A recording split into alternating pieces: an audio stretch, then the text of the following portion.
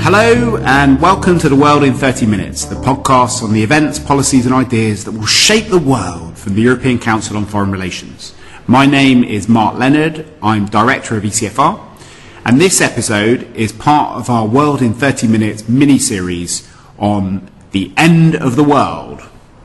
This is the place where we talk about how the global order, which has defined the world for the last few decades, is gradually crumbling, falling apart, being challenged, bursting at the seams, or maybe even being reinvented as something else. And today we're very happy to talk about the future of the internet with Vincenzo Iozzo, who is a research associate at the MIT Media Lab and is also founder and CEO of a cybersecurity company called IperLane, but is a serial entrepreneur in this area. And joining me to talk to Vincenzo is Jeremy Shapiro, who's Research Director at the European Council on Foreign Relations. So, Vincenzo, before we get into the international order, can you just tell our listeners a bit more about yourself? How did you get into the cyber world? Yeah, hi Mark. I got into the cyber world as a kid. I guess it's the stereotype. So I started to do, I guess, what people call hacking back in the days, and then it sort of like became a job as the industry grew. And I always focused on something that people call application security, which is when people talk about malware or like nation-state threats. It's the analysis of that kind of software.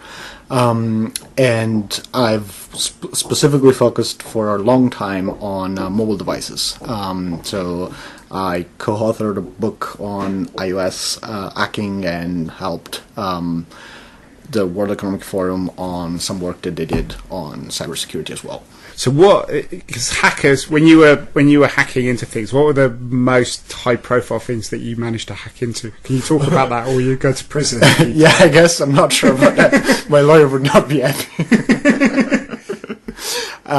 No, I mean it's to a large extent. It's more the sort of like the analysis of the systems themselves, and then of course you can use that to actually hack into things. But the part that was fun for me has always been sort of like analyzing the systems and figuring out if there are any vulnerabilities, or and if so, how to use them and how to fix them. Okay, so the internet is a system of systems.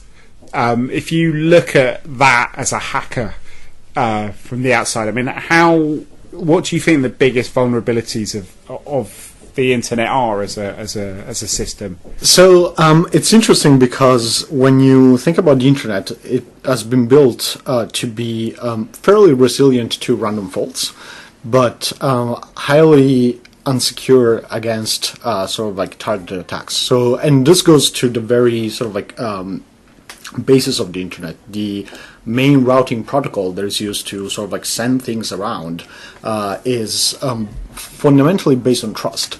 And so we've seen cases where certain countries have decided to pretend to be somebody else. So we've seen cases where China or Russia have pretended to be Google.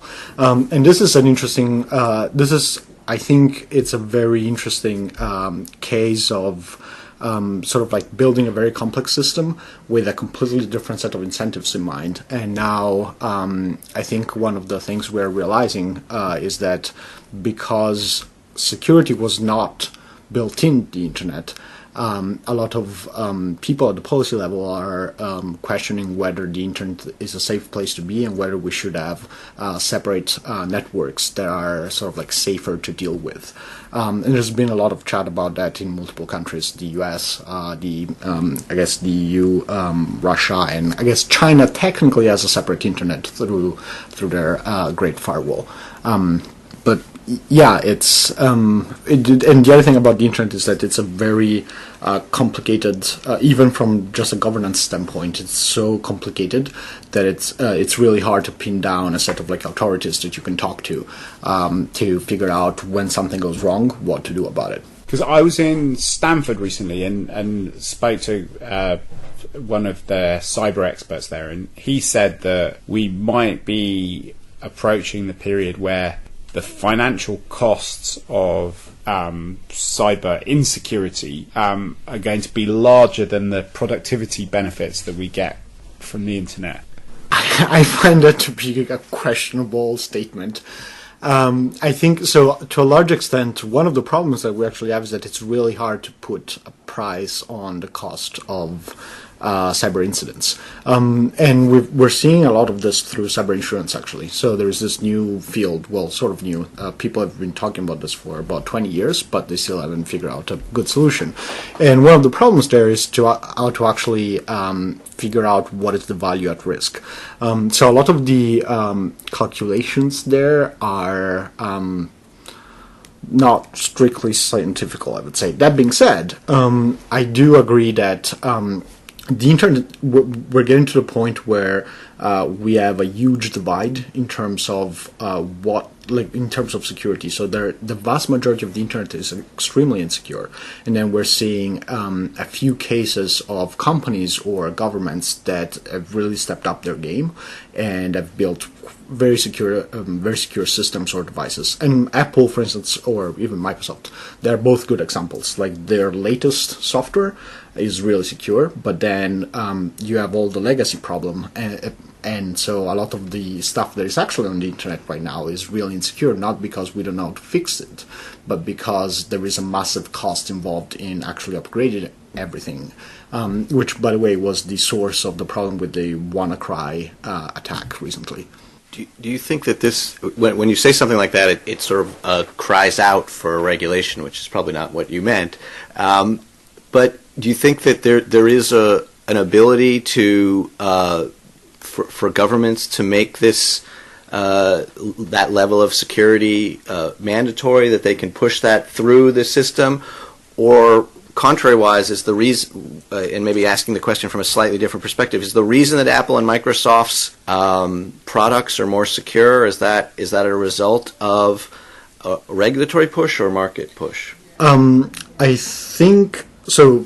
Let me unpack your question in two parts. So on one end, I think that I was actually calling for regulation in two different ways. One way is regulation at the software vendor levels, where we shouldn't be relying on basically good faith on their part to avoid like massive tragedies in terms of vulnerabilities in their code bases.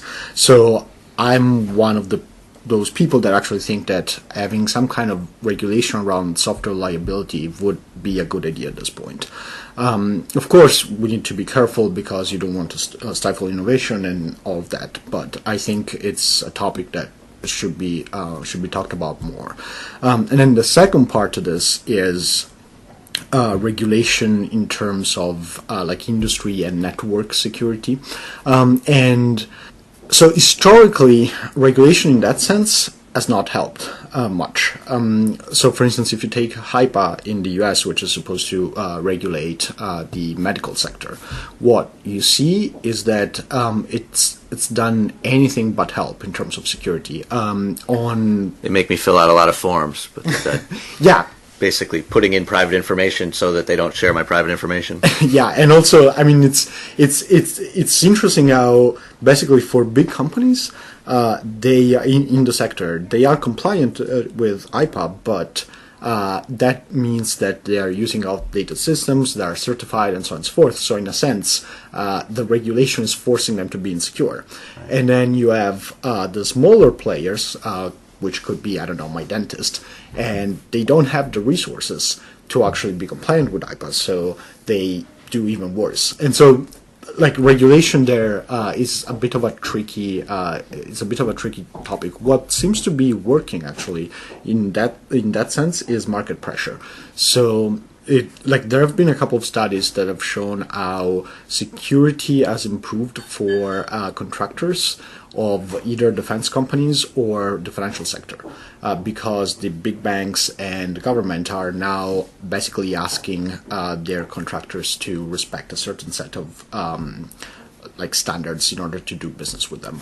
So it might be that we need regulation at the software level, and we might need a market push at the sort of sort of like basic infrastructure network level. But that would be a sort of government-inspired market push, because the government would have to set the standards and would have to decide what the level is that people need to aspire to. I think having one level of indirection might actually be the better way of going about it, because the reason why it works well in the financial sector is because the financial sector cares about security because of government, sort of like in regulation, but what that translates to in terms of their vendors is actually set by like the bank employees, and so it's not just a set of abstract rules that you need to adhere to. So this leads to the sort of follow-on question, which is the sort of liberal, the order question, which is, okay, great, we need that regulation. Who does that? Is that something that national governments can do in this interconnected world, or is that something that needs to be done through some sort of international consortium? So, yeah, that's a tricky question on two levels. One level is pace of change, which again, HiPi is a good example, right? Things don't move fast enough on the regulatory side to be able to catch up with what is actually problematic from a technical standpoint. And in terms of governance, like who should have the right to write such a piece of regulation? I think that's a really hard question. Like, I would think that you want to have some body that is made up of multiple like nation states, mostly not because it would necessarily create a better standard, but because it would create an agreed upon standard, which would help with sort of like freedom on the internet. But I've heard arguments both directions, and normally the trump card that people use is that for national security reasons, this sort of stuff should be dealt with at the national level, which to a large extent I don't think is true, because the same software that is used in one country is used in pretty much everywhere else in the world. So it's a weak argument to make, in my opinion. So I think there are two things which I was sort of wondering around when you were talking. One is there are like endless debates about open versus closed internets, and people tend to look at some of the more authoritarian countries like China and Russia and Saudi Arabia and other countries that want to have a degree of control of their internets, not just to prevent cybercrime and the sorts of things which worry the companies that you were talking about, but because obviously this is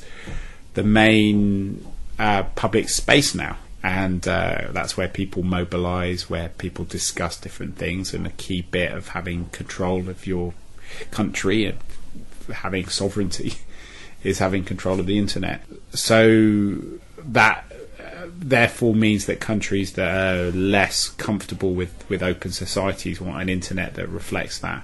But at the same time, there is this question about whether we have one internet or lots of internets, which you were sort of implying earlier. In China is obviously the example par excellence of a country that's big enough to have its own internet, its own companies. And how do those two sets of things kind of intersect with each other? And what's your assumption about how this is going to evolve in the future?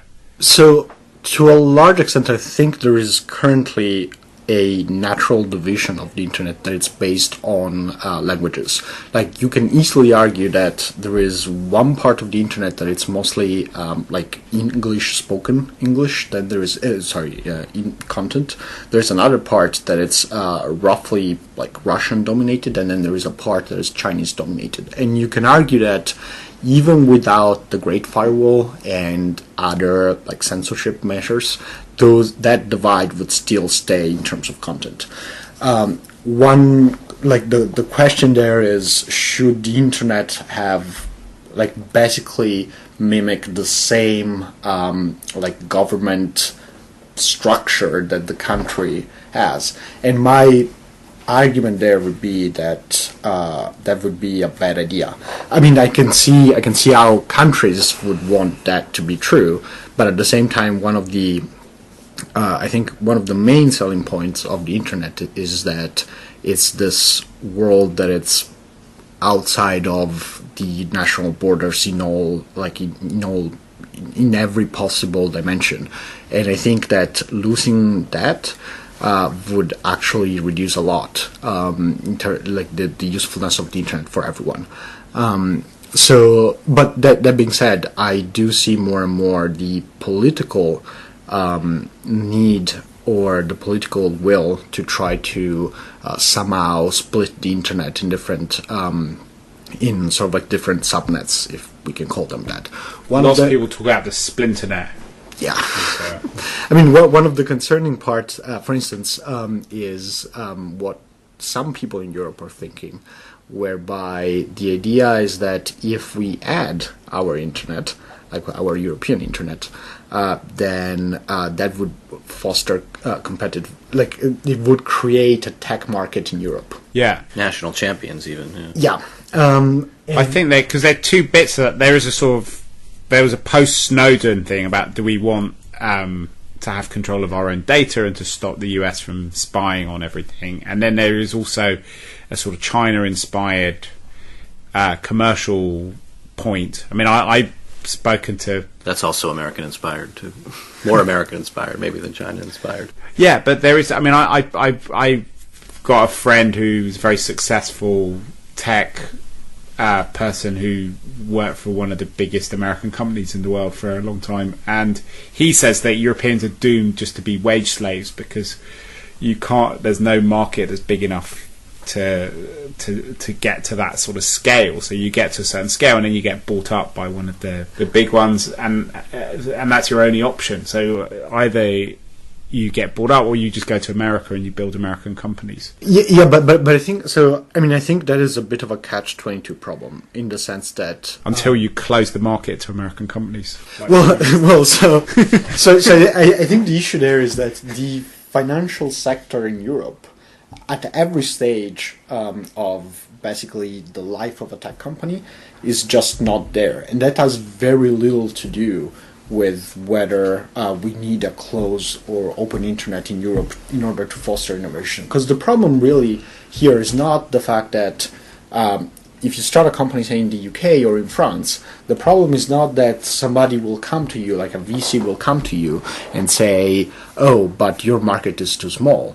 The problem is that you will not find a VC in Europe who's willing to give you money. So then you need to move to the US. And at that point, once you are in the US, you keep going there. So I think, if anything, what we should be doing at the European level is market intervention, meaning on the financial side of things. The other argument I've heard about that is, well, in order to be competitive in the future, you need to sort of like be good at AI or machine learning. And the way to do that is you need to have a lot of data. So that is sort of like the other argument for having like a closed internet so that you can have your own data. But when you talk to like very good practitioners in AI or machine learning, what they will tell you is that yes, data is important, but up to a certain point. After that, it basically boils down to like how good are you at writing machine learning algorithms. And so even the argument where you need it for competitive reasons, I think is a bit weak. So what about the open versus closed question, though? Do you think it's possible to have an open internet, which is a single global internet, or is the only way of having an open internet to have internets for open societies? Well, so wishful thinking here says that it will be possible to have an open internet, but I don't think that will stay this way for a very long time. I think that governments everywhere are waking up to the importance of the internet, and as such, they will eventually start to regulate it at some level or the other. It might not be the way China does it. It might be some other way of doing it. I mean, you can argue that, for instance, the right to be forgotten in Europe is a way to regulate the internet, because you're sort of like changing the way they think, like the way European experience the internet. So what we might see is a different level of regulation, and I definitely expect that to happen everywhere. So the internet as we knew it 10 years ago, that was completely unfiltered everywhere, is definitely going to go away. And I guess that is also a sign of the fact that the internet has become so important that governments cannot really ignore it or its existence. It's become too important to succeed. Huh? Yeah. That's fair enough. Let me ask you about one particular aspect in which governments may intervene in the future. We're already talking about intervening, and that's the question of cryptography for communications, which is to me really fascinating, and it's a really fascinating example, and I think it really sort of crystallizes this privacy versus security versus regulation issue. And I mean, I'm sure you're familiar with the basic contours of the issue, which is essentially that the technology is pushing ahead with readily available cryptographic communications, which is essentially, for all practical purposes, unbreakable by anybody if correctly implemented. And those are being implemented by companies like WhatsApp in a way which basically means, and by Apple, which basically means that the government is simply not going to have access to those kinds of communications unless they build in some sort of backdoor. So I'm interested in from both a sort of technical and a policy perspective. Do you think it's either possible or desirable to build in a backdoor, and what are the issues that we should be looking for in that? So let me start with the technical angle first, because that makes the policy question, I think, it frames the policy question in a better way. So from a technical standpoint, it is basically impossible to build a backdoor such that it will never be misused by somebody. So at that point, what it boils down to is the moment you have a backdoor, you can assume to a large extent that your communication is not private at all. And I don't understand that leap. I have to. I understand the notion that if you build a backdoor, it can be and almost certainly will be abused. But why does that mean that you will always assume that your privacy is compromised necessarily? I mean, I have a backdoor in my house and it's vulnerable, but doesn't mean I assume that there's a robber there every time I go home. So on that point, you're right in the sense. So I guess the answer I gave you is sort of like the technical, almost absolutist way of looking at this, which is because there is a possibility that things will be compromised, then I will assume that they are compromised. Which I know it doesn't make a lot of sense, but this is normally the way people in tech think about threat models, where you're saying, well, if this is one of the avenues, then I cannot. There's nothing in the history of the products that the tech industry has given me over the years that implies that they were using that model. Well, in theory they are. Okay. But so you're right in the sense that the fact that it could be misused and is there does not necessarily guarantee that it will, and that everyone will be a victim of that. One of the arguments there, which is a fairly sound argument, is the idea that because keeping any type of infrastructure secure is really hard, then we would not be able to know who's misusing what. And so we might put ourselves in a position where we think that there is oversight over who has access to this backdoor, but we might never know. And in a sense, what we've seen through the Snowden leaks is that because the internet is so complex, it's really hard to know, okay, this nation state has access to this infrastructure, which means that they might have access to the keys and so on and so forth.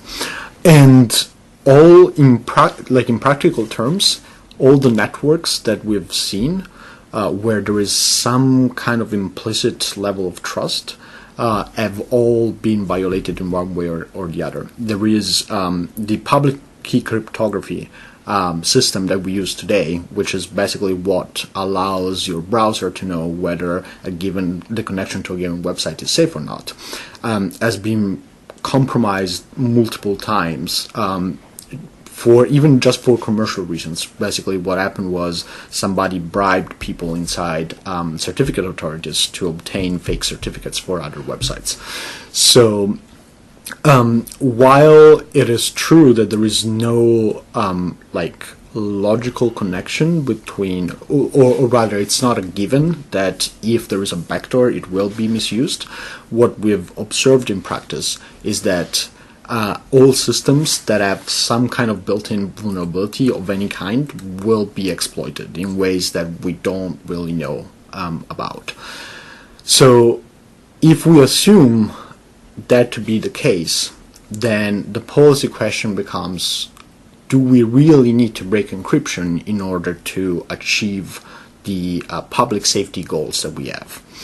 And I would argue that to a large extent we don't, because we have enough metadata and information about people to be able to tell what they are up to. Having access to potentially the content of everything, I'm not sure helps much. So that to me is... So from the metadata, you know what I'm going to say, regardless of whether you know whether I said it. And who you're going to talk to, right? So... That's almost more frightening, but I think I take your point, yeah. Yeah, so I think in a sense, what we're seeing is a almost irrational fear on the parts of politicians to have access to communications as if that changed anything. And we've seen this in the London attack the other day. The call for less cryptography wouldn't have helped at all in that case, because we're talking about a random person renting a white van, and no amount of crypto or non-crypto will fix that. Okay, so if we basically try and take a step back behind all of these different things, we started out talking about the liberal order, we talked a bit about some of the questions of order and who decides what the order is and who polices it, and it's all pretty complicated, but if you think about the internet as a system, what do you think the main component, if there is a liberal order for the internet, what are the main pillars of it? Well, so I think there are a few organizations, and then that are really important to the liberal order of the internet. One of them is ICANN, which is the organization that basically assigns domain names. ICANN, in a way, has managed to be fairly outside of the control of any one given government, and it's a very good example of proper governance of like a shared good. So I definitely think that ICANN and similar organizations are one of the pillars of the liberal internet. One part of the liberal internet that is important and it's not well captured is this underlying set of tech people that talk to each other and fix problems, which we see constantly. Like we see when something like WannaCry happens, but we also see when, say, Russia decides that they're going to claim to be Google. Because what happens is that tech practitioners that have like their own networks around countries, they just start talking to each other, and to a large extent they fix the problems without any kind of like structure. So you have like mailing list of basically tech people that just talk to each other. And I think that is another important pillar, that it's basically the underlying plumbing work that goes on the internet, which as of today is very open, like it's not nationally bounded. And then the third part is content, both the ability to access content and also the ability to publish content. And that is the part where pretty much everyone is actually trying to establish like some kind of regulatory framework on, because it's also the most visible one. Like nobody really talks about, people are sharing malware samples or like are sharing information about like different BGP routes, which are basically the routes that are used to know where Google is. What people talk about is the content of communications. So I think that's the third pillar, which is basically the pillar that gives this liberal access to everyone. But I think the other two are just as important. And in a sense, my hope there is that because they are so unstructured, they will be harder to regulate as opposed to the third one, which is these days somewhat easy to deal with. And do you think that the liberal order is collapsing then? I think that the law of unintended consequences is forcing, it's taking its toll on the liberal order. A good example of this that we talked about in the past is the Wassenaar Agreement, where, for instance, something like WannaCry would be a very tricky incident to solve if the Wassenaar Agreement was in full force, because people wouldn't be able to share information as easily. And so we have a set of policy proposals that have good intentions, but have very hard to predict consequences, unintended consequences that will eventually lead to the crumbling of the liberal internet as we know. Maybe one last question is, what, if you think about European governments and European institutions, what do you think they can do to uphold a principled, open, rules-based internet if they put their act together? And if you were king for a day, like a pan-European king, what would you do? Well, I think, to be honest, I think that the vast majority of Europe doesn't really have a good grip on the internet at the policy level. I think what happens is it's sort of like a vicious cycle where, because the internet champions are not in Europe, then you don't have the same level of sophistication that you might have in the US. So I think part of the problem there is to try to figure out how to better inform policymakers on the technical side. And then I do think that in terms of ideology and what normally Europe stands for, Europe would be a good candidate to protect the liberal order of the internet.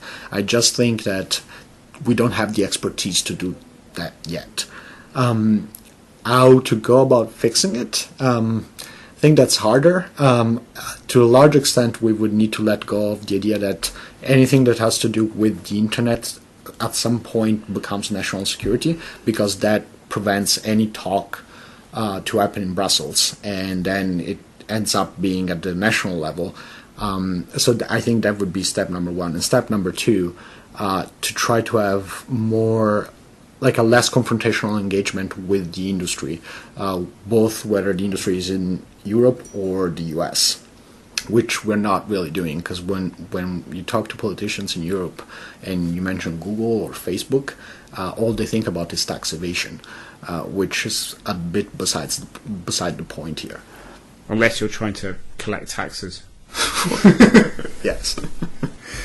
Thank you very much, Vincenzo. It's been fascinating talking to you, and you've laid out a kind of very, very clear set of principles and complicated parts of this enormous jigsaw puzzle in a way that I could understand. So thank you. Thanks a lot for that. And we will see how Europe rises to the challenge that you set it of actually trying to build the technical knowledge to protect a liberal order against all of these different conceptual challenges, as well as some of the other actors that are maybe less liberal. Thank you. Thanks for listening to this podcast. If you've enjoyed it, please do tell people about it through social media, and even more importantly, write a review of the podcast on iTunes.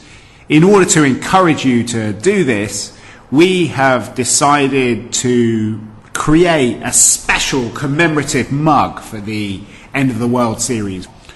And if you write a review, we will, even if it's bad, we will send you an End of the World mug to your address. So please write to me at mark.leonard@ecfr.eu with a link to your review and an address to send the mug to, and you will have something which will make you the envy of your family and friends, and will hopefully enjoy thinking about the podcast every time you have a coffee in the morning. We would like to thank the Finnish Ministry of Foreign Affairs for kindly supporting the research that went into this podcast.